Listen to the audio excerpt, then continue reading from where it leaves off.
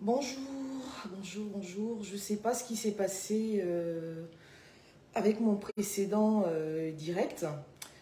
Euh, j'ai pas l'habitude des directs, donc il a disparu. Donc je suis contrainte d'en refaire un autre. Donc voilà, je me présente, je m'appelle Elodie Mabika, je suis avocat. En droit, il y a un adage qui dit que nul n'est censé ignorer la loi.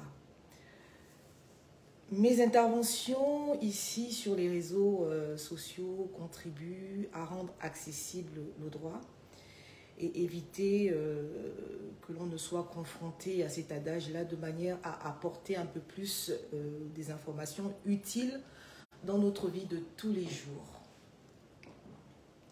Donc aujourd'hui, j'ai à cœur de vous parler de la diffamation.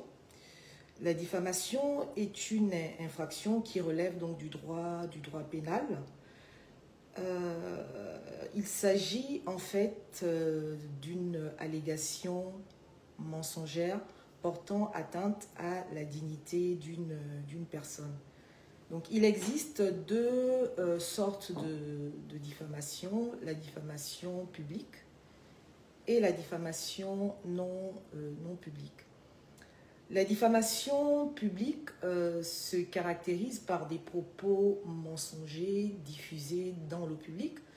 Donc l'auteur de cette infraction va utiliser des canaux tels que la presse audiovisuelle, la presse écrite, les sites internet, voire les réseaux sociaux. La diffamation non publique est caractérisée par des propos mensongers également exclusivement destinés à la victime. Donc l'auteur d'une telle infraction va utiliser notamment une lettre ou un SMS.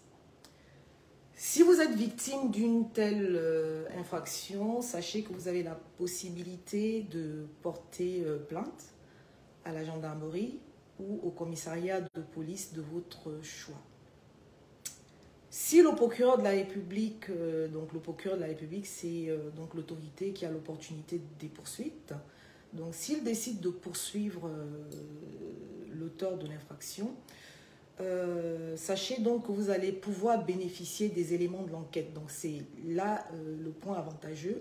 Donc vous allez pouvoir bénéficier donc des éléments de l'enquête, donc des éléments de preuves contenues dans le dossier pénal pour vous constituer partie civile à l'audience et demander réparation de votre préjudice par l'octroi des dommages-intérêts.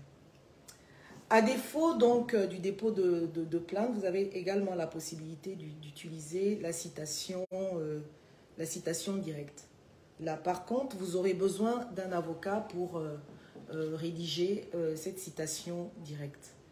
Pour cela, vous devez être en possession donc de l'identité et de l'adresse de l'auteur de l'infraction, mais également des éléments de preuve. Ça peut être une capture d'écran ou simplement le journal dans lequel on retrouve les allégations mensongères.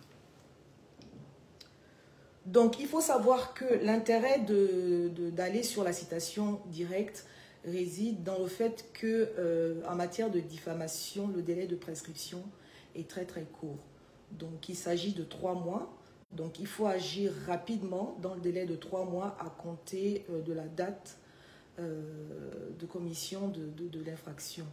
Donc, ce délai de prescription court existe tout simplement pour protéger aussi la liberté d'expression. Il est hors de question de faire peser sur l'auteur de l'infraction une épée de Damoclès qui dure très longtemps. Donc il faut aussi protéger sa liberté d'expression.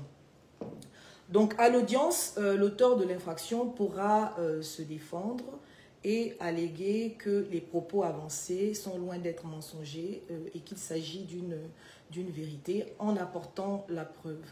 Donc de cette manière-là, il pourra donc échapper à la sanction pénale. Donc, de manière générale, la diffamation est une contravention. Donc, si les faits sont avérés, l'auteur donc de diffamation encourt donc une amende contraventionnelle.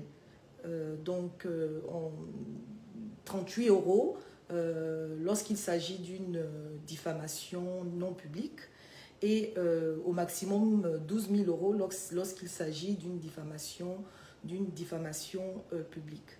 Attention, donc j'ai parlé de contravention, mais voilà, il faut savoir que pour toute diffamation portant liée au sexisme, au racisme ou encore à l'homophobie, donc l'auteur d'une telle infraction risque non seulement une amende, mais également la privation de liberté, c'est-à-dire une peine de prison allant jusqu'à un an de prison. Donc voici ce que j'avais à dire aujourd'hui. Donc il faut vraiment faire attention à tout ce qui se passe sur la toile, notamment aux gens qui affectionnent les clashs sur Internet. Donc voilà ce que j'avais à dire aujourd'hui. Je vous souhaite bien de choses à tous. Au revoir.